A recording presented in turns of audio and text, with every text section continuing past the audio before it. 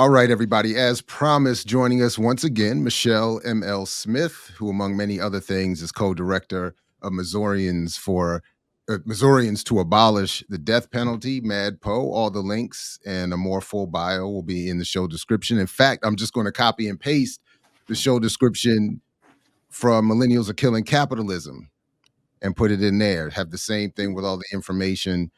So shout out to them, salute to them, and welcome back. It's good to see you.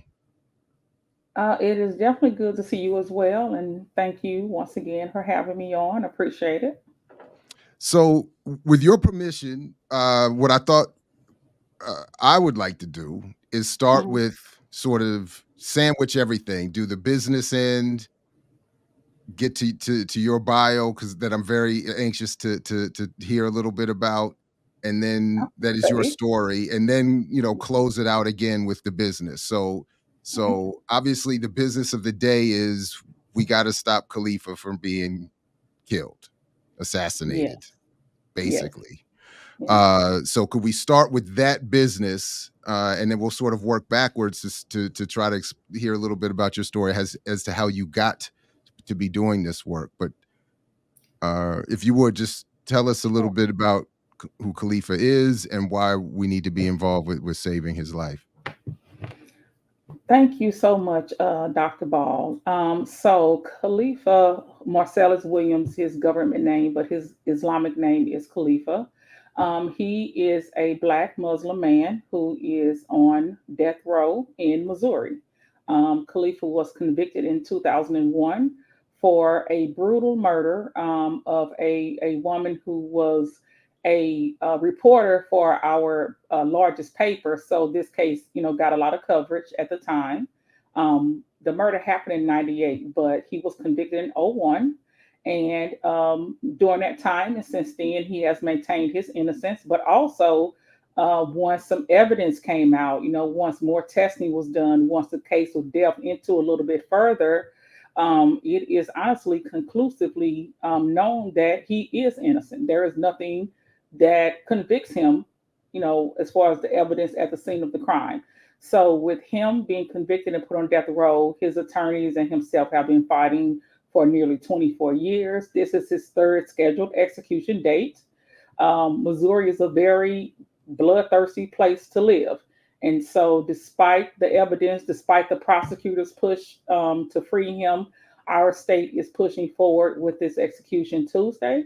And so we need people, we need community, we need all over the country to stand up in this moment because we're just tired. We're tired of the injustices. We're tired of the killings. We're tired of poor and Black folks getting subjected to extrajudicial murders with no consequences. So this is definitely a time for everyone to stand up and make their voices heard. And we hope it reverberates across the state, across the country. And also, we really are hoping that the legal team and their expertise will have success in court. Yeah, just quickly because I heard you talk a little bit about this on the remix last week, and Mhm. it just sounds so wild that even as you just mentioned in passing here, that the prosecutor is even saying, and Yeah. forgive me, I just feel like we don't often hear very often the prosecutor saying, "I think there's a problem with my case, and I think we shouldn't," Mhm. could you just quickly Sure. what is that, and what is the beef, and why isn't the prosecutor being listened to Yeah. all of a Yeah. sudden? And I love that word beef because it's definitely beef between the local and the state. So, over the last probably 10 years, these units have been popping up all over the country. Mostly they're called conviction review units, conviction integrity units, and they're normally offices of the prosecutor, right? Where they are tasked with reviewing past convictions and seeing if these people are innocent. Our system ain't perfect, so a lot of people are wrongfully convicted. And so there was a push to create these offices across the country, and in many places have them. And so in our prosecutor's office, he has what he calls conviction and incident review unit. So this unit has been tasked with reviewing, cases of innocence or wrongful conviction, constitutional violations. And they took this case up a couple years ago, And as of this past January, after reinvestigating DNA testing, etc., of the prosecutor, our current prosecutor office came back and said, yeah, this person's innocent. Like this evidence does not hold up today. Actually, it proves that he's innocent. And our office back in 2001 got it wrong. And so he is trying to fix something that the previous prosecutor did. And it is definitely amazing that the beef, the contention right now is mainly government officials, the local prosecutor, and then our state attorney general. Those are the main two factions, arguing. Now, of course, Khalifa's attorneys are in the middle of that too, but it is definitely a situation where local prosecutors are trying to right the wrongs of the past, and state attorney general is trying to stop that. Wow. Yeah, Yeah. All right. So please, everybody, even as you continue watching this morning and whenever, please check the links in the show description and start yeah, getting your phone calls and emails ready and all of that to make this yeah, this last real heavy push, because we only have a couple. Well, by the time this comes, we're only gonna have like 24 hours at the point, right? If at the time this comes correct. out on Monday. So Yeah, yeah. So waste no time. If you haven't already done something, you can always come back to exactly. this if you need to. Just go ahead and get into the links and Yeah, uh we definitely, and we're definitely asking people to do what they can, sign all the things, petitions, call the governor, text the governor, not text, email, tweet the governor. People have been tagging the office on IG, sharing different graphics, etc. So all the things we are really encouraging people to do. But also with the execution happening on Tuesday, we are asking people, especially people in Missouri, right, to show up. I created this like hashtag a couple of years ago, and I want to build it out. But I created this thing that I call "Show Up for Black Life" because I feel like when mm, we talk about Black Lives Matter and mm, defend Black lives, etc., the first part of that is we got to show up for Black life. mm. And not Black death, right? We show up for Black death all the time, but like when it's a situation where we can show up for the life of a person, we need to do that. So we are asking people in Missouri to come out Tuesday between our Mm. state capitol and then the prison where executions are held. We are definitely asking people to also show up and speak out. We have almost 1 million signatures, over 900,000 right now, and we're asking for more signatures and definitely more support. All right. Well, Yeah. let's go. So I did, and we'll come back to this as a reminder before we wrap. But I did, Mhm. I've heard you tell a few bits and pieces here and there in the numbers of interviews you've given, and I know I've missed more elsewhere. So forgive any ask of repetition, but I Mhm. am interested in just generally in people's lives to a certain extent. I'm interested in how people get to where they got or get to where they Mhm. are. Mhm. Yeah. And so I've Yeah. yeah, I wanted you to take a moment, if you would, and just tell a little bit of your story, how you know where you were born, how did you go from young Michelle to the powerful ML doing this work, like how what led you Yeah. to this, yeah. Yeah. I it definitely was a ride, definitely was a journey. So I am born and raised in St. Louis, first of all. I mean, our phrase here is St. Louis versus everybody, right? So Mm, I am very much St. Louis through and through. And I was raised in the projects of St. Louis. So I come from a family, we were definitely poor, we were struggling. I lived on the eighth floor of a 9-floor high rise for most of my childhood. Now I went to schools that were, didn't have a lot of the resources that other schools had, etc. And so I definitely had a difficult, childhood as far as that goes. But I had, my mom was good. My dad, he was all right. But I definitely had, a loving home. But it was definitely a lot of struggle. I saw a lot of things when I was growing up. I mean, coming up in the '80s, right, was crack hit us a little bit later than the East Coast or West Coast, but it did hit in around the Midwest. So I saw a lot of different things. I saw a lot of my people going to jail, going to prisons. I have a lot of people I grew up with who went away when they were 16, 17. Mm. So it was definitely a situation where I knew something was wrong even when I was young. Like I knew I didn't have the words, right? But I knew like white supremacy, right? I knew like, I'm saying, inequities. I knew these things, but I just didn't have words for them.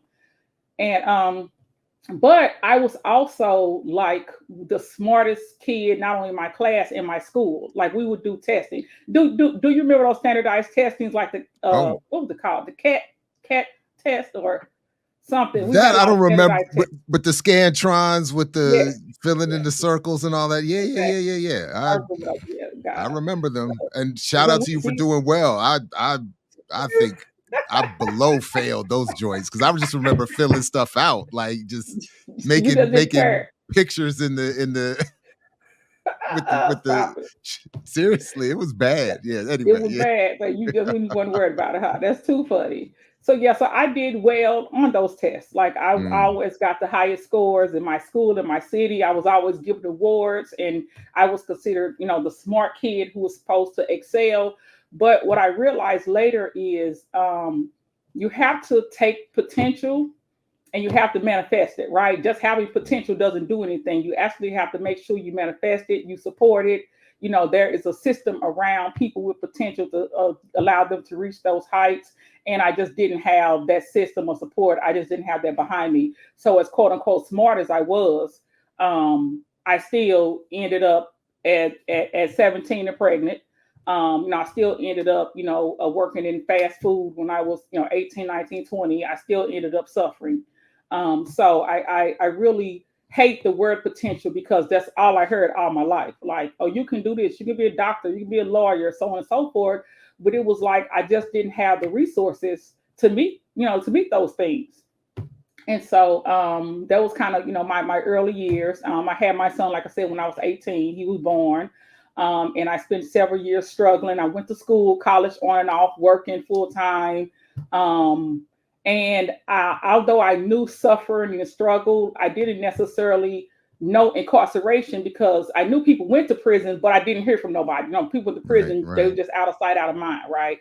But it was a lot of struggles going on anyway. So later on in life, when I was in my 30s, I ended up being charged with a crime. Now, when you don't have access to resources, when you don't understand, the criminal legal system, you can get caught up in, oh, this is just a mistake, and I just got to prove I didn't do it, and everything will be okay. Right, right. That ain't. Listen, when I say that ain't the way it go, I'm trying no, to exit that's not the way it go at all. at So I was all. like, oh, this happened. Okay, I can explain it, and I could, like, Right. I can explain it, and but the system is the system. The system be systeming, right? And so, I was criminalized. I was early. I was probably 32, 33. I was Mm, criminalized, and I was offered probation. Oh, just take this plea of probation. You'll be fine. It'll go away in a couple of years, etc. I was like, okay, because I didn't know mm. any better. And that happened. So probably 2 years later, I actually got very sick. And when I got sick, I was hospitalized and I didn't go see my PO, which started this whole, domino effect of being reported to the judge, going before the Damn. judge. Basically the judge is like, oh, you didn't report to the PO. He thought I was just being, smart ass, for the lack of a better term, right? And, the judge basically told me to go to prison for 5 years, and they went from probation. They didn't do any kind of ankle monitor. There was 3 or 4 things they could have did between probation and sending me to prison, but the judge in small town Missouri decided, no, you want to smart ass people, so you just take your go to prison. So in 2012 I went to I think once prison. upon a time they called that uppity. Yes, the uppity Negro, right? Yeah. Exactly. It didn't make any sense. Even when I was in court, it just That's none of it made any sense. So yeah, so I was sent to prison in 2012. I had a 5 year sentence, and it was actually over $9,000. That's a whole nother story for another day. But it was over $9,000. I got 5 years, and I just didn't understand. Like when you get to a I point mean, where it's supposed to be for today. You can save it for your memoir if you want to, but that's what I'm well, that's the it's stuff I'm it's no, it's I'm just literally playing. I'm like just playing. hours. So to summarize, No, it's I'm just, yeah, hours. yeah, yeah. It's hours. to summarize, it was over a student loan. I was in a college. I Oh, I went to a see. Yeah, private yeah. college. And that next semester, I didn't have. I had exhausted my like student loans and grants or whatever, right? So Hmm. I wasn't able to finish, and I would have been done that next year in college. And Hmm. so, but Oh, I I see didn't what you're have, saying. Yeah, you know, I yeah, didn't have anybody to co-sign a loan. I didn't have anybody yeah. to. Hmm. I didn't have a lot of support. My Hmm. parents didn't have credit, whatever. So Hmm. a friend of mine, this why I don't trust people. This right now, this why I don't trust people right now. A friend of mine was like, "Oh, my dad will co-sign for you," you know, because Oh no. we were both in church at the time. Her dad was a deacon. You know, she was like, "Oh, my family knows that about you," because we were good friends at college. And she was like, "Oh, Hmm. my dad will do that. Just co-sign a loan, and because the money went to the school, so it wasn't like we got any money to spend. The school Yeah, was yeah, the school cost $9,000. It was nine yeah. thousand dollars a semester. And so, but what happened was this, and she, here's the thing, she was trying to help me. She was, but she had basically went in our college had like a computer system where you went in and signed stuff and all that for the loans and stuff. So she went into my account and put her dad's info on my loan, and the school got the loan to pay for my loan. But later down the line, when her dad saw this loan on his credit, he didn't know what the hell it was, right? So, and I didn't know, I didn't think to follow up. Like I just wasn't thinking that, like, but like I said, she was trying to help me, but like she was not, she just shouldn't have did that anyway. But so the Yeah. dad wanted to get off my loan, which he got off the loan. It was my loan, but they felt like I committed fraud. So they're like, "Oh, you committed fraud on a student loan for $9,000." I'm like, I actually didn't, because I didn't know the man's information. I didn't know him to even put his information in the loan. But that's kind of how that went. Oh man. Yeah. So, No, I get um, it. Yeah. Yeah. Yeah. Yeah. Yeah. so over $5,000 in Missouri is considered a felony, right? So I was charged Yeah. with the B felony and carried a sentence of up to like 10 to 20 years. I got 5 years, and I went to prison over $9,000 student loan. And here's the thing too, I still got to pay it back. Going to prison don't like make you still got to pay. You still got to pay it back. But so that They was don't kind of, take any of it off after doing five. listen. I ended up doing 3.5. So I didn't do the whole 5. I did three Oh and a half. well, And I I did mean, three. Yeah. well, in that case, then you might as no. I Right. mean, wow, Yeah. that's. I mean, it's Yeah. So that was, consistent. I don't know yeah. what I'm acting surprised for. It's just consistent. It's just always wild Yeah. the new stuff they work in. It's just Yeah. it's a yeah. That's And see, yeah. during this time too, you got to understand back in 08, 09, Bernie Madoff had just stole all the rich people money. So everything considered fraud, embezzlement, credit card, check fraud, they were going hard about it in court because Bernie Madoff had just stole these rich people money. So like that was the big thing. Because then back in the 80s, What, remember it was all the child daycares was molesting all the yeah, kids, that's right. right? And All people, yeah, you know. So and then so, in the 90s, it's like for real, so you that's and how the Bernie, system it do. was you and Bernie, Right. ML and Bernie running amok in the Probably. financial sector. Yes, and I know a few people that got 5 years behind, like writing bad checks and stuff. I know several people Yeah, that was in prison with me for that, because that's yeah. why I had to look into it. I'm like, why is everybody getting all this time for these monetary, non-violent, right, fraud or investment or whatever cases? But it literally like was because it was such a frenzy behind Bernie Madoff. So that was kind of why the prosecute, because he didn't even have to prosecute me. It wasn't even something to That's like pay the money crazy. back, right? So But so they have, that's what it's always happened. been that way, right? If they let everybody out who's committed a nonviolent crime or been accused of a nonviolent crime, it's damn near empty at this point. I Yes. mean, Yep. relatively speaking, it's just Very it's much so. Yeah. so yeah, that's Yeah. Yeah. Most people are incarcerated for crimes that are considered nonviolent, or now they're taking violence and adding things like burglary of a home, even if nobody hit home. That's still considered they're making stuff violent that's not actually violent too. all right. So that's kind of how But they're what getting we away all with it. know as regular people, as real human beings, what is actually violent and not violent. Not to say Right. that that is not an act that might cause trauma on someone whose Hmm. home has been burglarized. We're not. I'm not trying to whatever. Yeah. But to Yeah. equate Exactly. that with physical violence is now Violence. we Yeah. doing a lot. Now we doing a lot. True. So yeah, yeah, True, yeah. But exactly. But okay. that's what they're doing. So the system, created a frenzy, and a lot of people got caught up in it. And yeah, so that's kind of so I can kind of blame Bernie Madoff for me and some more people getting locked up, get locked up. How about that? So Yeah. that started it. So it was an interesting, crazy story. So like when I was incarcerated, first thing I wanted to do was figure out why, because it made no sense, right? So I'm like, Mm, okay, what the hell is happening right now? So mm, as soon as I get to prison, I go to the library, because I've always been a reader, etc.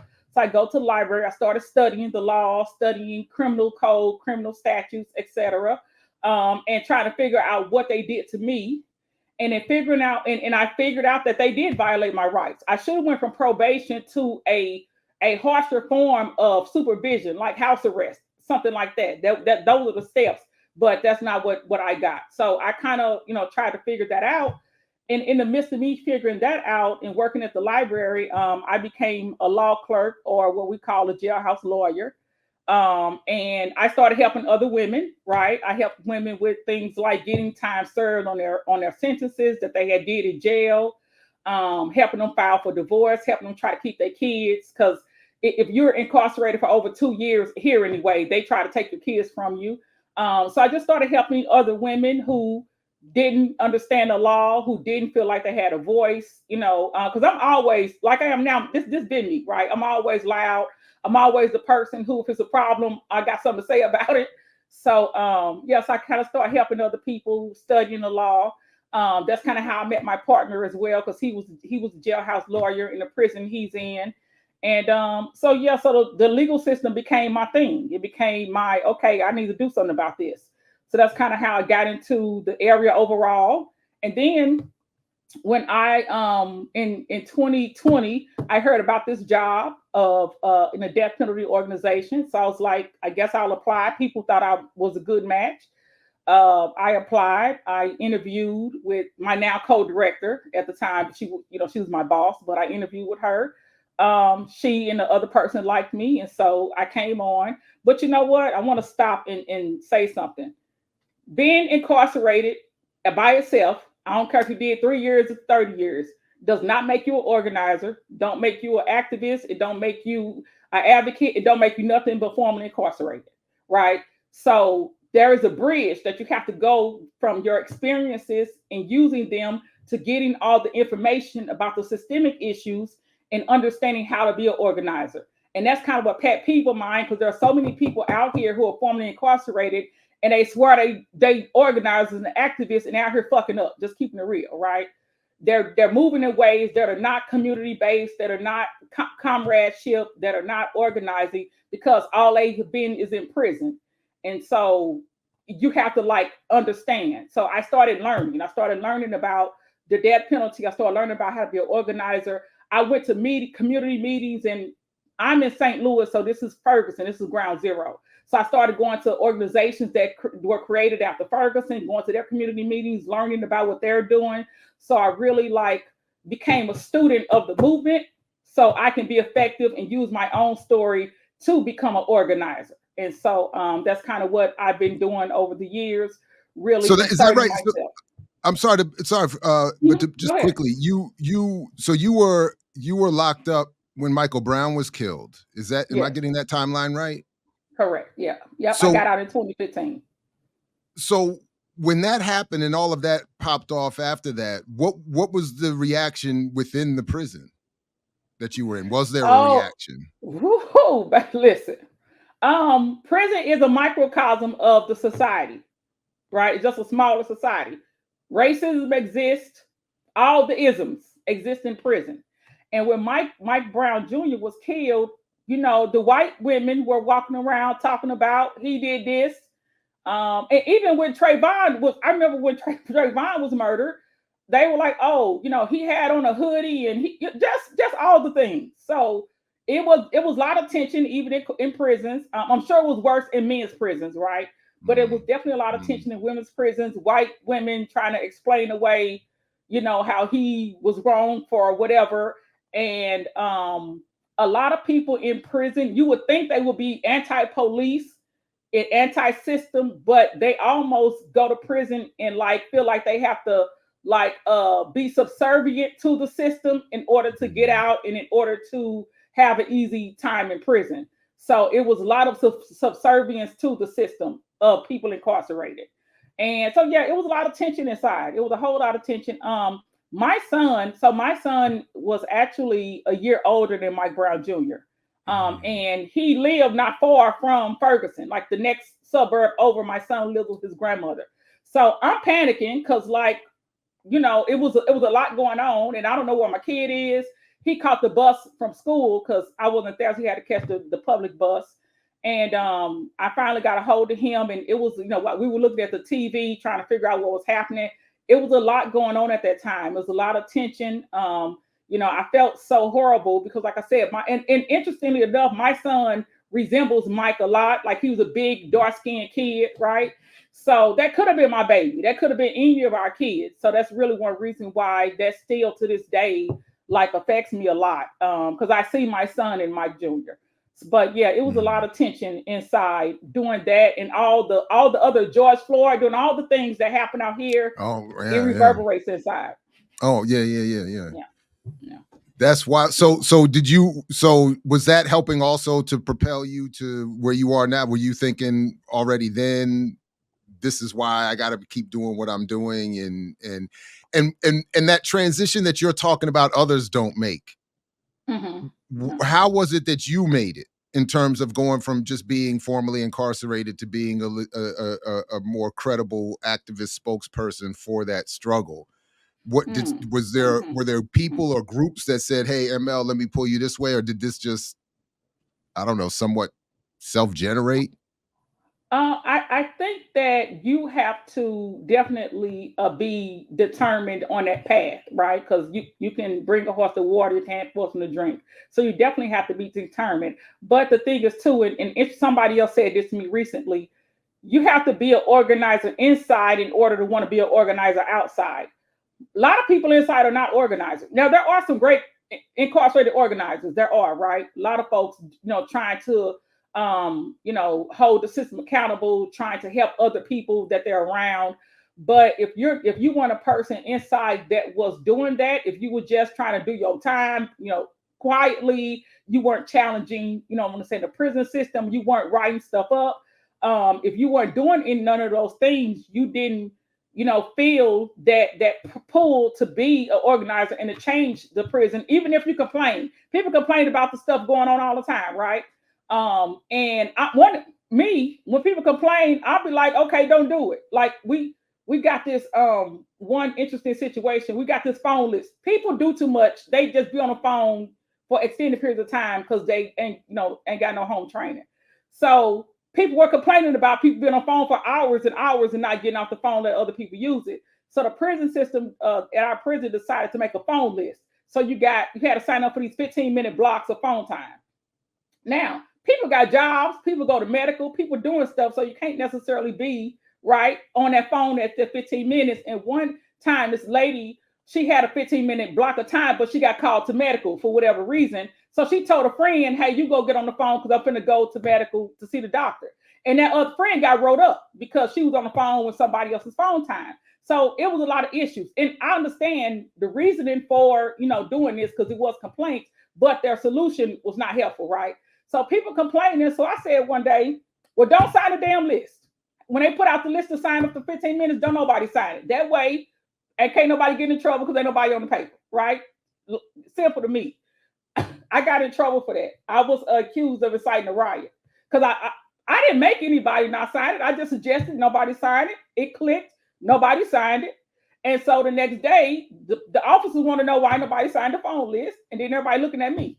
So if you're not but how again, they seem to keep skipping steps when it comes to you. How does that go from I made a suggestion to inciting a riot? Anytime you get a group of people to follow one path or one idea, whatever, you're that's why I was like riot, But anytime you get a lot of people to like do something or not do something, I mean, we talk, Dr. Berg wrote about it in Tip of the Spear. Anything you trying to uprising, anything at all, they're gonna tamp it down. So that's kind of what happened. I was like, well, I guess, I didn't know. I just told people not sign the paper, but like I said, but if you're not trying to like, use your voice and do that inside, you're not going to have the bug to do it when you come out here. But I had that bug, and a lot of other people do. I know some great formerly incarcerated organizers. But everybody out here formerly incarcerated didn't have it. It's just a money thing because people give formerly incarcerated people money and be a, you kind of be a the face of whatever the movement or organization is, and so that's why they're doing it. And like I said, they're more harmful than they are helpful. But it's definitely, you start with that. You have to be determined. You have to want to do this and want to help other people, not just help yourself. You got to want to help other people, and so that's always been me. So yeah, so I did the law library thing. I helped people with their cases and other issues. Like I said, I was always writing some stuff up. I don't care. People are like, why you writing it up? Because I ain't got nothing else to do because I'm in prison. Because what else you got to do? So I would write things up, and I won a couple of my, I run a few of them, so, and I just determined when I came home, I was going to, like fix this, at least try, I'm going to try to fix it. So that's kind of how I went from doing that. And when I got this job I have, I said, I need to know what I'm talking about. I need to know what I'm doing. Like, I can't just be, even when I did the interview with my co-director, I said, I'm not just going to be the face of this and not actually make no decisions or know what I'm talking about or know what I'm doing. I'm not just going to be the figurehead, right? That ain't me. So, and I said, I'm going to do the work, right? But I'm just not going to be here just for appearance's sake. So I started doing the work, doing the research, learning about not just death penalty, capital punishment, lynchings, what I'm saying, historic things that are happening then, happening today. The first book that radicalized me, interestingly enough, was the autobiography of Geronimo Pratt. And I read Geronimo's book. I loved it. I did not know Johnny Cochran was like about Johnny Cochran was about that life, right? I didn't know. I only knew him from OJ, right? So when I read Johnny Cochran was like, I was like, okay. So yeah, so that kind Johnny of did actually. Johnny had a wild career. He did a lot. So yeah. He was very much one of those radical attorneys, So I read that book. I read a few others during that time as well. I think one of the first other books I read was about a young man in New York named Yusuf Hawkins, I believe, who was murdered in New York. Absolutely. Immortalized in a lot of classic rap tracks too. Shout out to Chubb Rock and them. Sorry. So I read all of that. I just, delved myself into that. I started when I was incarcerated, right? But I kept going. Mumia wrote Jailhouse Lawyer's Handbook. So of course I got into that too. So I just wanted to make sure, like, when I'm in front of cameras, when I'm doing my work, I am a force. I'm like, I know what I'm doing. I know what I'm talking about. And I'm here to actually make a difference. And so that's kind of how I got into it. And, since by the time you came out, you were clear on this point. In other words, you were saying, I want to more or less hit the ground running. I'm going to head in this direction and prepare myself as, okay. All right. Right on. Now, I will say this. I had to get a regular job now. Back in 2015, 2016, I worked at a company, basically an insurance company. But interestingly enough, the people that own the company in our prisons, like churches go into the prison on Sunday to have church service. I don't know if that happens everywhere, but they happen here, right? And so every Sunday for 3 or 4 months, 2 or 3 churches will come in, then they'll rotate churches to some other churches going in. So when I got this job, one of the owners, I asked him something about what he was doing this weekend. He's like, oh, my church, we go up to the women's prison and do service. And I'm like, what? He's like, yeah. I say, that's the prison I was in. He's like, no, I didn't know. So they were actually like, saying very open to me, my story, and, going into the prison. So because of that, they gave me a lot of, I ain't gonna say leeway because I still did my job, right? But they gave me time to also do this. Like, I would take off of work and go to the state capitol. I would take off and do other things, but I still did my job. But it was an environment where I was able to do that because they knew where my passion was. I talked to the folks that owned the company, and they were actually like, understanding of these issues. And this was a white man also, but he definitely was like, yeah, years ago, his dad had got into some trouble. He's like, yeah, I just dedicated my time to go into the prison and support people. So I landed in a really good company, and I was there for about 3 or 4 years, but I was doing this on the side until I actually got a quote unquote job in this work that paid the bills. So that's kind of how I transitioned from prison to where I am now. I often ask people when we have these interviews who have been locked up, what is, if anything, they would ever want to clarify, given the chance, Mm-hmm. in terms of the media representation of prisons. So a lot of people Mm-hmm. will, you know, only interact with the incarcerated experience through a TV show or a movie. Yeah. You know, I'm thinking of women in prison. You know, obviously Orange is the New Black was the big Yeah. thing for a minute, stuff like that. Is there anything that you often, you know, like that you do or would want to say when you see these things? Yeah. Yeah, Yeah, yeah. I definitely do. Well, first I hate them all. I just hate all them shows. I do. I hate them all. From the Prison Wives to the Orange is the New Black to Mm, all of the shows. They do this, not just that the media gonna distort things anyway, right? So I do dislike all of those things.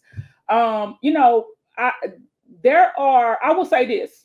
I wouldn't change my experiences because it not only has it gotten me where I am today, but like the people in my life. I met some amazing people incarcerated, some still mentors of mine, that I have right now that I still communicate with.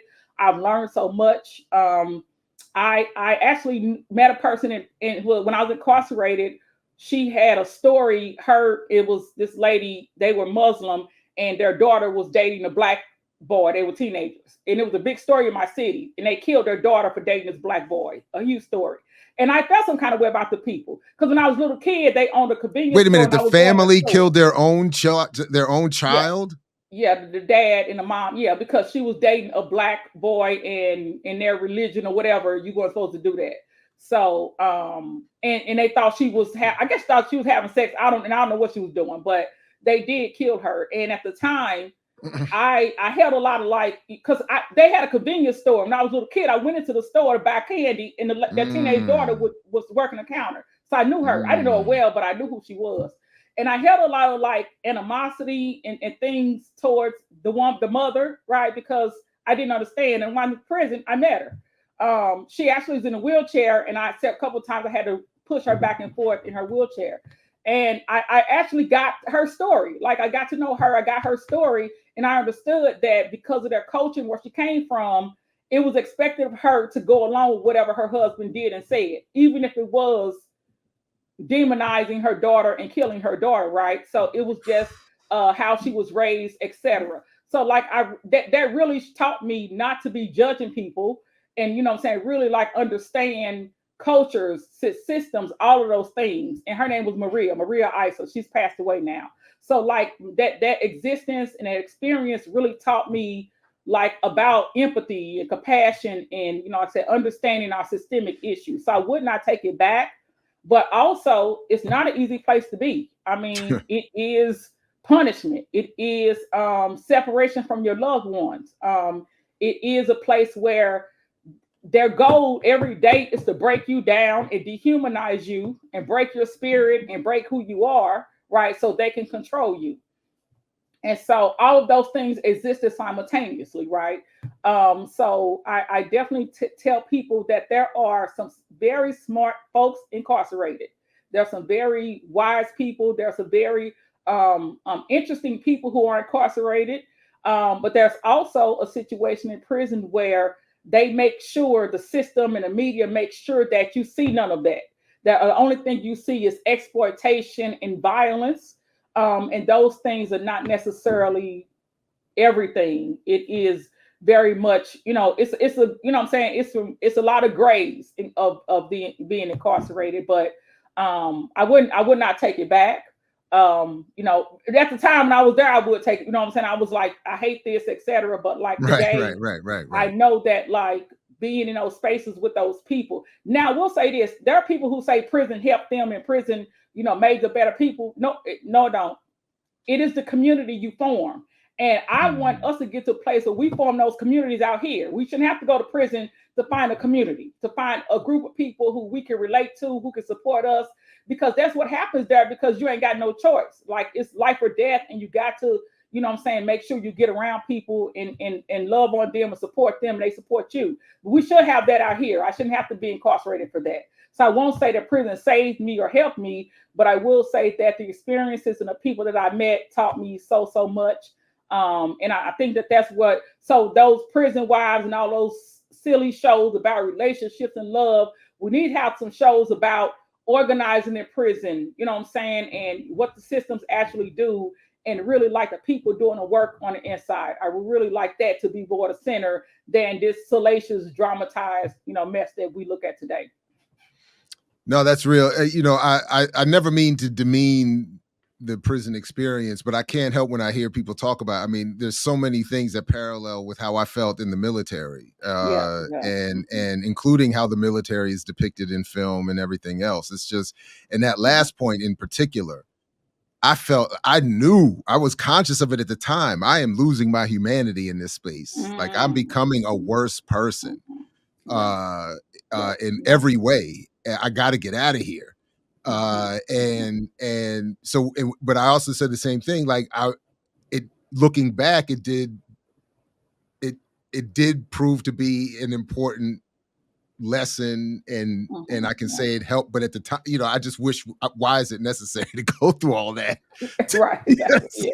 Yeah. Like, Yeah. I would have much rather gotten those lessons without all of that. So I really feel that when I hear that,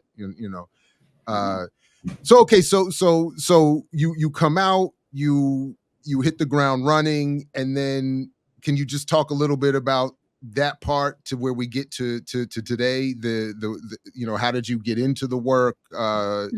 and what was the path to MadPo, etc. Yeah. Sure.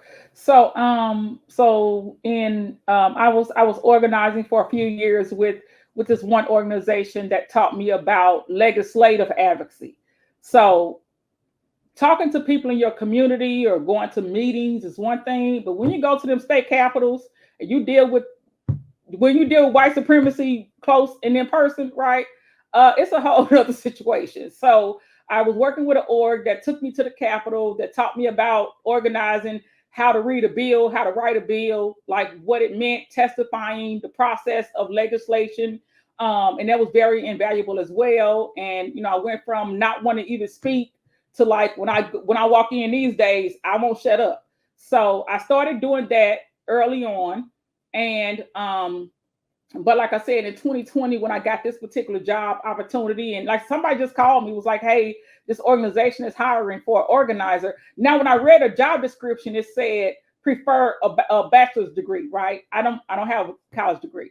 And I was like, I don't think they're gonna want me because I ain't got a degree. But my friend was like, "No, you need to interview anyway. Like, I think you'll be great." So I did the interview, got hired, and so just started that process and learned for the first probably 2 months of me working there. I read transcripts, I read case files, I read, motions, briefs filed in different cases. I read everybody on death row. I read their cases, who they were, what they in there for. I just literally took like 2 months and just immersed myself in the death penalty. And it wasn't easy reading. Some situations are horrible, right? So it definitely wasn't necessarily easy, but I needed to, take that on. And then after that, part of our work is amplifying people on death row, not just in times like right now with Khalifa, because he has an execution date, but overall. So we support people who are in prison, on death row, their family members, whatever support they need. So that connection and that outreach is very important to our organization as well. So I started, we got a little email system. It's called Securus. And I got on the email system. I started, reaching out to the folks on the road. Most of them wrote me back, right? And I started having relationships. And interestingly enough, Khalifa was the first person I reached out to, because he's from St. Louis, and so I was like, well, let me connect with the St. Louis folks first.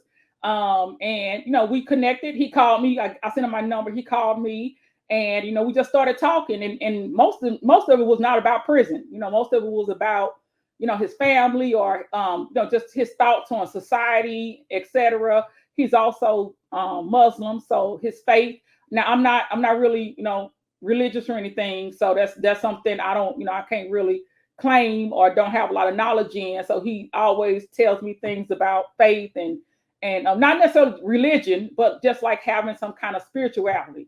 Um, so I did that and started connecting with folks. And the next year, the first execution that I was here for in 2021, a man was executed who had an intellectual disability. He had fetal alcohol syndrome. He had 20% of his brain missing. Like he had a brain tumor in prison, and they took out 20% of his brain. And his name was Ernest, and he had a mentality of an 8-year old. So if you talk to him, even though he was like 50 years old, he was very childlike, and he was very sweet. So that was the first case I worked on, and I did get pretty attached just because of like reading the lives of these people. They didn't have easy, lives and histories. They didn't have a lot of help, etc. So just reading what he went through in his path just touched me a lot. So I got pretty wrapped up in that case.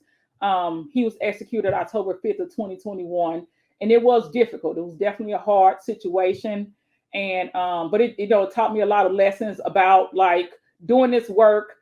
You can be detached and you can look at it purely from a work perspective, but that's not going to really get me anywhere. So I definitely make sure that I stay connected to the humanity. And that's one thing about me. I always amplify people's humanity. And now Khalifa's not guilty, but even when a person is guilty, they are still humans and they don't deserve to So be then killed what do by the you state. do? So how do you deal with that then? If you're not detached and you actually give a damn and have a connection. So Yeah, what yeah. strategies do you do to not lose it all, to keep it together?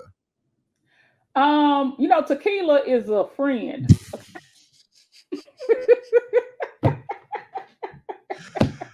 It's terrible because as you said that, I'm looking at my Uncle Nearest bottle right over behind the thing. Like I'm not, so that's but yeah, Okay. that's Yeah. so Yeah. but Yeah. I still feel But like we should not right. we should we should advocate other coping strategies and mechanisms. Yeah, But I do yeah, I have hear others. you. I Yeah. hear you Yeah. though. I That's do. but Yeah. that's Yeah. that's Yeah, real. a good martini every now and again definitely helps. But I think that how do I cope? So one thing is community, right? In a death penalty movement, I have a community. So the death penalty issue at one point in our history was very white led, right? Remember when that movie Dead Men Walking came out years ago with Sister Helen? So during that time, it was like the late 90s or whatever it was. Uh, a lot. With Sean She was the Penn and real what you call person. it. Yeah, yeah, Yeah, yeah. yeah, yeah. So Mhm. she started touring the country, right, with the movie and talking about the issues. So most of the people in those rooms were also white, were also religious, right? So these organizations like mine kind of formed the groups around, that issue when Sister Helen kind of started pushing it out a lot. And so for a long time, it was religious and white led, and focused, right? But who on death row? Black folk, people of color, Latinos, Hispanic people, Native Americans, even white people, they're poor, right? And so there was a point after Mike Brown, after George Floyd, where the leadership, a lot of the organizations, like, you know what? I think we need black people in these movements. I think we need to hire black people. I think we need black people in these organizations. And so that's when I kind of started hiring black folks. So when they did, one of the people that was hired, she decided to create a group, and we're called the Leaders of Color. And so, and it's not a whole lot of us, probably 30 people across the country, black folks that are not as black. We have Native American, we have people of color in our movement, but we meet. We convene, we talk, we vent, etc. So a lot of that camaraderie helps us all because like we can now, and a few of us are formerly incarcerated, most are not, but probably 3 or 4 people are like me, formerly incarcerated. So a lot of my coping is definitely because I have people, I have a tribe, I got a community, and they're very supportive. And like right now, 4 of us have been doing this panel discussion. We've been going to different conferences doing a panel discussion called From Cop Cities to the Death Chamber. And we're talking about the connections between all the state violence from creation of cop cities, death penalty, etc. So we've been doing that since this summer. But yes, I have a great group of people that I do work with who are amazing, and we, say we do it together for the most part, right? So I think that's a lot of coping. If you don't got a community, if you don't got people you trust in your movement, and like, I'm saying, I feel like this: if we can't go to war, you can't be around me. That's kind of, I'm saying, my thoughts, right? If we, I'm saying, because one day it might come, and I mean like physical war. I'm just saying like going war with the system. If you can't go to war, I'm saying, what are we here about? So I have that community. Other than that, my other folks, like local, my St. Louis people, Kansas City people, I got a lot of organizers that I'm really close with.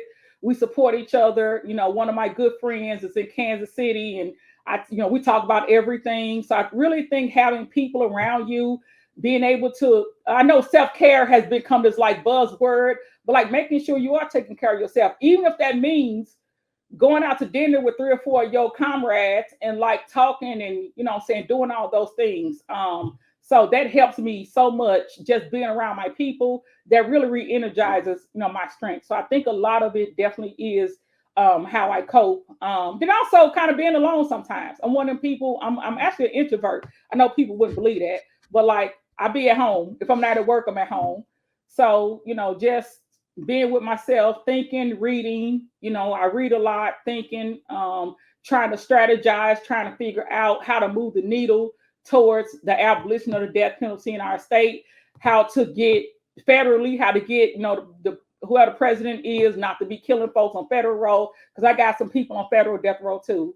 So, some just like strategizing around this. So instead of like taking my emotions and allowing them to like break me down, I take them and I use them for my passion and my drive. And I like, I'm saying, create programs and strategies and things like that to where push what our work forward. So that's kind of how I cope.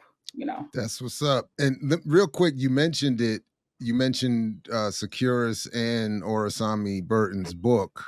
And as he reminds us, today's prison tablets are on the cutting edge of of carceral war. Privately owned Yeah. digital communication firms such as Securus Technologies and Global Tellink are increasingly flooding carceral systems with app-filled devices specially designed for prison contexts. Although these tools are publicly marketed as bringing fractured communities together, these communities employ predatory pricing strategies that extract scarce financial resources from already vulnerable communities and are rapidly replacing physical letter writing, which, as I have shown, is a central terrain of anti-carceral revolt. These Yeah. technologies are also facilitating new forms of surveillance and control. As GTL notes in its website, deployed in facilities across the country's tablets offer more than just entertainment. They can help modify behavior, enable communication, and increase facility security control, and operational efficiencies. So Yeah, all of that is very true, very very true. And yeah, so I mean, I got the book soon as it came out, and I bought a whole lot of that book at this point. I bought many copies, giving them away, etc. It is very true. The tablet situation is like, well, first of all, in our state, since the tablets came out in 2022, they stopped physical mail. So you cannot mm, send your loved one a letter at all. It's not an option. You can't do it at all. mm. So you can What about email them. packages then? Like, so how? They stopped that too. They stopped. So no. They So say if you want to send them a book, it's got to be a PDF. you can't. You can't just.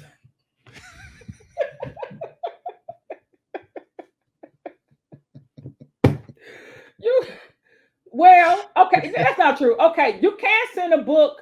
You will have to copy and paste the text into the Securus thing, and the word limit or the character limit on each email is like 3,000 characters. So when I'm sending like even legal briefs or statutes to my partner, it takes like 5 emails to send the whole thing Yeah. because it's got Damn. a character limit. So yeah, but no books. You can't order books. Now, 2022 in our state, they stopped the mail. In 23, they stopped books from being ordered. And I asked why, because I'm trying to understand. This is what they told us, Dr. Ball. We are hijacking Amazon packages, opening them up, putting drugs in them, resealing them, and sending them into the prison. Oh, word. Yeah, Oh, wow. I, I said that. I said that's interesting. That I is never. that's an amazing. Well, that's highly sophisticated operation that they cracked open over there. Right. But despite that though, like I said, mail in 22, Mm. books, magazines, newspapers, they stopped it in 23. This past weekend, So I there's think nobody Saturday. nobody can get a book, or is there another way to get to book? Does the prison bring books in that they Oh, well, sanction? you have to order it yourself. So, like, I can put money on my family member's account, and they have to order the book themselves. But there ain't a whole lot of places to order no book.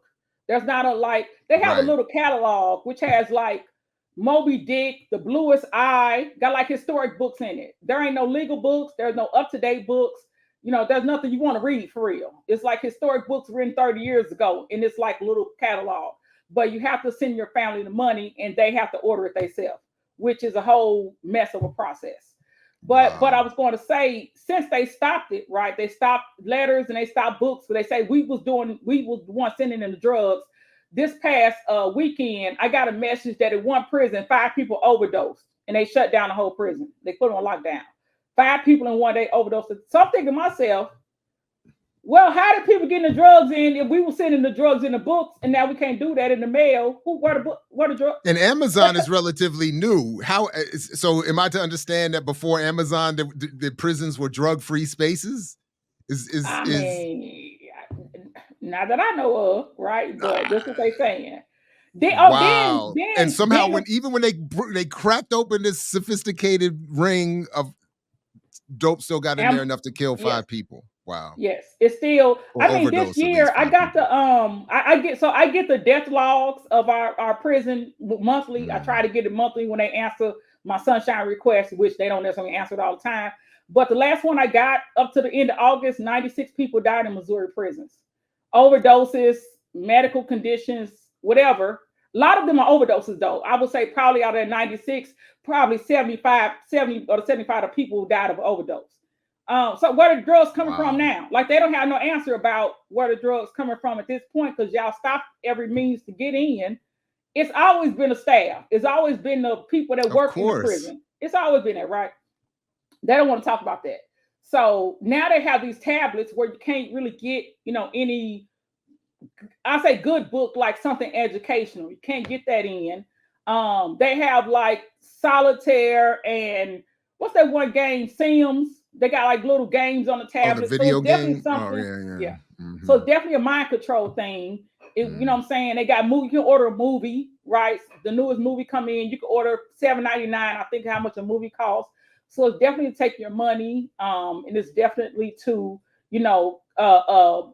turn people incarcerated into more zombies than they may already be. So I it's just very saw a much story about high schools doing this with tablets that they mhm, give the students, and then they put they're basically surveillance devices that's supposed mhm, to keep kids focused and this, that, and the third. But the kids are all reporting that just what you said. It's making me not want to participate. I know I'm under surveillance. yeah, It's sort of depressing, and I don't engage, and I just want to put my head down on the desk. I don't want to even participate because everything yeah, is I can't go to this website. If I go to this website, it's going to be misinterpreted, or I'm going to get in trouble, or mhm, so it's just what Ori is talking about in this book, what they do in there. And you made the point yourself. What they do in there is being brought out here in its own version to get the rest of us. yeah. It's always like that. It's very much always that control, and and then the tablets is not connected to the internet, so I know internet on it. Wow. And half the time it don't even work. Like you can also have they have a phone app on the tablet. Half the time it don't work. So it's just frustration. It's just taking people's money. It's just surveillance. And it doesn't help anybody. And stopping, physical mail, like Dr. Burton said, meant something. Like 2 years ago, a person was upset because his grandson, who was like 7 or 8, drew him a picture, right? And they mailed it in. He can't get it. You can't even get your kids' colorings. You can't get anything that's really attached to your family. Now, if you mail a letter, you have to mail it to this processing center in Tampa, and they scan it in and put it on your tablet. But like when you scan stuff, especially both half of it cut off, all Yeah. type of stuff be happening to them scans. So that's the only way to get in any information is through the tablet. So it has that's why people in prison are doing drugs and are, they're depressed. You know what I'm saying? They're tired, they're hopeless, etc. They don't have anything that is actually enriching their life. Wow. Yeah. Well, listen, so as we just sort of head toward close here, I did want to come back again to the work you're doing now, Mhm. and have you talk a little bit about that, and including obviously a reminder about this effort to free Khalifa. Of course. Uh, um, so yeah, Yeah. and obviously, if there's anything that you meant to add that I'm not inviting you, please just go ahead. But could we talk about, where this work you're doing now, Sure. sort of broadly speaking, and then we can focus in on Khalifa in particular, and we'll reiterate the call and remind everybody who, the links are in the show description. But yeah, go Yeah. ahead. So the work that I'm doing mostly focuses on the death penalty, and I just, clarity's purposes is Missourians to abolish the death penalty. I am the co-director, and our work of the death penalty, it definitely is amplifying people like Khalifa, but it's also the other grudgery that ain't, out front all the time, or there's not, like, what I'm saying, you don't see it. So it's going to the state legislature. It's trying to get, the electeds to understand that the death penalty doesn't work. It's having events in our community. I do a lot of tabling. I do a lot of speaking at churches or universities. So it's very much just that every day being in community and or being in the state legislature and pushing these issues and getting more people to understand why capital punishment don't work and what we can do better. We all, one of my comrades organizations, their logo is we keep us safe. So trying to figure out how as a community we can keep ourselves safe and we don't need these systems of punishment, especially capital punishment. So that's kind of the work that I do, like I said, in the death penalty space. And But could you say a also, word or two about that before we get to the end? Also, I know I'm interrupted again, but yeah, go ahead. the fact that the death penalty does not work, the claim that it is some deterrent. Could you just That's a speak a word or claim. two to that? Yeah, yeah. Yeah, there's no statistic. There's nobody that ever interviewed a person who killed somebody, and that person said, I knew I would get the death penalty, or that has stopped somebody from killing somebody. Because if you're doing something like that, it's passion, or greed, or whatever the situation is, but you're not thinking the consequences. So there is nothing, no studies, no statistics that say death penalty solves anything. It makes more victims, so it makes victims of the family of the person who Mm. is on death row. And here's the thing, too: a death sentence, a capital case, just the trial, the appeals, and now all that process, it costs more money than putting somebody in prison for life. It's Wow. estimated to cost $1 to $2 million for a capital case. From the start of it to the execution, it costs up to $2 million each case.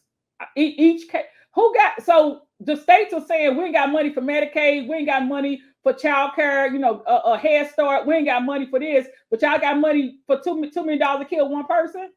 It's It's the not make same thing. It's the it's not same, make, like the whole so-called pro-life argument.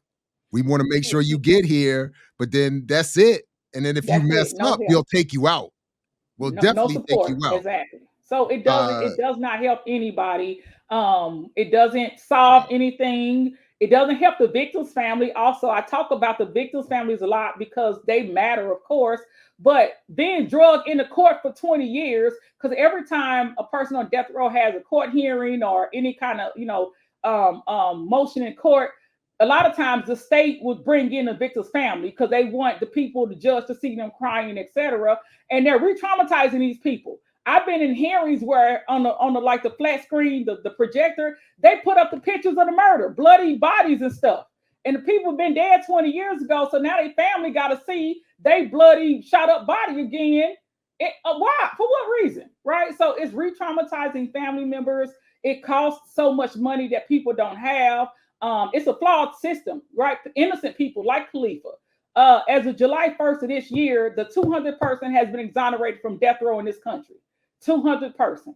I believe he was out of Texas, I believe. I'm not quite sure, but there have been 200 people exonerated, and it's estimated that out of every 8 people that have been executed, one of them was innocent.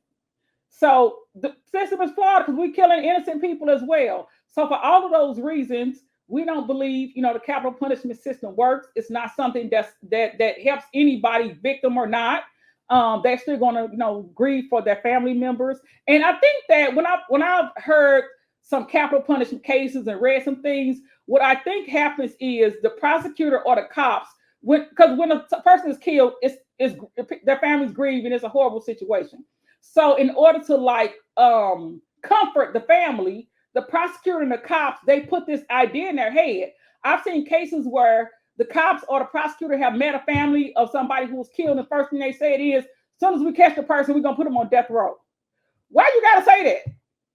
Right? What is the purpose of you even putting that thought into their head? They weren't thinking that thought, right? They're grieving and whatever's happening with their family, but they are known to put that thought. As soon as we catch them, we're gonna put them on death row, and that's what gets their wheels to turn. And that get capital punishment, death penalty is final. It's not final, right? Because your loved one is still gone, right? Somebody else dying is not bringing your loved one back. So all of those things really is why the system does not work. And I know I talk to people who say, well, I believe the death penalty, but just not Khalifa because he's innocent. Well, you shouldn't believe in the death penalty because it's a system. It doesn't pick and choose. It is just the way that it is, right? And we wouldn't be here today if just Khalifa, right? Because in 2 days, it might be Khalifa. So we need to understand, even those people that think they believe the system, they truly need to understand how the system does not work, and it is flawed, and it is not something that we should push, because any other system that had that kind of ratio, 8-1, killing innocent people, we wouldn't be pushing for it. And people always say, or I hear it certainly in popular media all the time, that this idea that if we're at risk of killing one innocent person, we can't risk it at all, or whatever the phrase would be. Yeah. And here you are. It's not only are we, it's a given. It's 1 out of 8. And then with over 200 exonerated cases, and that's just, I'm assuming, involving relatively modern technology in many of those cases that wouldn't have been available going back however many years to however many people would have. I mean, so the numbers can't be. But this idea, now we're good with 1 out of 8. We'll be all right with that. Is just that's crazy. It's crazy. There is a man actually facing execution in October, Robert Robertson. Remember the shaking baby syndrome thing? Yeah. So, it was everybody killing their kids from shaking babies. Now that's been debunked, right? That's not a thing. I laugh at that. Just it's ridiculous. It is. But Robert Robertson is scheduled to be executed October 17th because of shaking baby syndrome. Now, the experts today have come to court and said that's been debunked. That's not a thing. They made a mistake back then. This man still will likely be executed next month. So it's, what are we doing? What really are we doing? All right.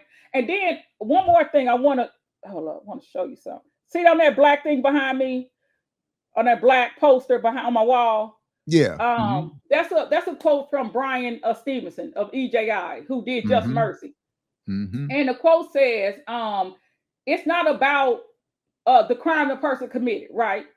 It's about if we deserve to kill, right? It's not about if that person some people do commit crimes, but as a society, as a United States of America, how do we have the moral authority to decide who got to die? Because if that's the case, we need to dig up George Washington, Jefferson, and all them folks, right? Because come on now. So it's like, why do we have the moral authority to decide who dies when this country has blood on its hands from the indigenous, enslaved people that have died, in this country? Who are we today to have the moral authority to kill anybody? And I like that quote. That's why I hung it on my wall, because like Brian Stevenson was so right. It ain't about if that person deserved to die. Do we deserve to kill anybody? And we don't. Everybody's gonna have to forgive me, but that is. Now listen, that's called my boy. You know nothing about that. Listen, yeah. That is a bar right there. Who are you? Who is you to say we got to put this person to, like, who? you know. And then when you meet these people, like your point, when you go into these legislative buildings and you see people in their face, it is different than TV or in a newspaper or whatever. It is. It's you feel it. It's got the smell. It's got the symbolism in the buildings and on the walls. They got their favorite quotes and their favorite old white people in the fancy frames on it. And you're in there like, and it's horrible. ugh. I hate And it so bad. and that I hate it. airness of I don't give a fuck. I Like hate they it. just don't care. I hate Oh our state man. capital is like the more, the marble floors and the click clacking. It's just Yes. plantation. It's just plantation vibes to me. I just hate, but that's the part of my job. During session, I'm probably at the Capitol for 2 or 3 months, 2, 3 times a week, right? And that's a part of the work. And it's trauma. I hate going. I really hate going up in there, but I have to, because if not me, who? Like somebody got to come in these buildings and speak about these issues, and that's what we do. But yeah, just dealing with these folks, these systems, it's just like it is. It's very horrible. I hate it. Definitely salute to you for that. And again, just one more time for today, Yeah. on the reminder for Free Khalifa. What is it that we need to be doing? And because again, by the time people see this, we're down, we're really on the clock. Yeah, definitely. So So yeah, please take it away with that. So on Monday, the 23rd, tomorrow, there's actually a hearing in our state Supreme Court about Khalifa's case. So the people who are in Missouri who can show up to Jefferson City, Missouri, which is our state capital, we are asking people to show up Monday or Tuesday to the Supreme Court or to the Capitol to drop off those petitions. And talking about petitions, we need people to sign it. And I know you put the link in, it's Free Khalifa petition. So asking everyone to sign a petition, asking people to call the governor of Missouri. His name is Mike Parson. You also have the information for that. So please call Governor Parson. I know his voicemail is full and some people call, they get hung up on, but please keep trying. Tweeting to the governor, sharing the graphics. We have on freekhalifa.org, we have a folder for graphics. So we have a lot of the graphics that we've been sharing. You can share that as well. So definitely share that also. And just, take all the actions that you can. And I know everybody's saying, oh, well, I can't do much. Whatever you can do is appreciated. If you can sign a petition, if you can, talk to your families. And that's a big thing, talking to your people, to family dinners, go to church, go to your universities, have these conversations, right? Because until we have all these conversations to get an understanding why this doesn't work and it's not helpful to any of us, we're going to keep perpetuating these cycles. So have those conversations. I do them a lot. So if anybody even want me to come on virtually or in person, they can reach out to me at MADPMO, MadPMO. And we do speaking a lot. I talk to kids. I talk to, college kids, even young kids. I've been talking to teenagers, junior high school students, because those kids are our future. So really talking to your family members, talking to your community about how we need to not only stand up for Khalifa, but also stand up for everybody that is on death row, that the system of capital punishment needs to be abolished. And that's overall my message. And freekhalifa.org. And like I said, social media, MadPMO. Follow us, share, support. Anything you can do is truly appreciated. No, right on. ML, thank you very much for the work, for joining us, for sharing your story a little bit. And definitely, as much as I hate the circumstances under which we have these builds, it is always a pleasure to talk with you. Yeah. So I hesitate to say I look forward to the next one because it's often associated with some other problem. But if I can somehow parse that out, I do look forward to talking with you, even under. I think you understand what I'm saying. Yeah, I think exactly. Whatever circumstances. Whatever I appreciate you all as well. I appreciate the platform, and I appreciate what you all are doing. So thank you also. I mix what I like, what I like, what I like, what I like, what I like.